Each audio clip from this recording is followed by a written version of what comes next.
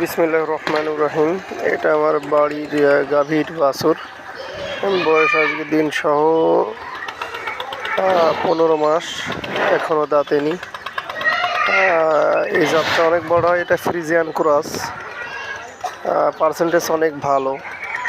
আমি এর আগেও এর যে গাভী আর কি, এর মাঝে তার প্রথম বাছুর যেটা ছিল সেইটা আমি বিক্রি করছি 2 লক্ষ টাকা। তো তখন সেই গরুর হিসাব অনুযায়ী এখন বর্তমান বাজার প্রায় 3.5 লাখ টাকা হবে। এটা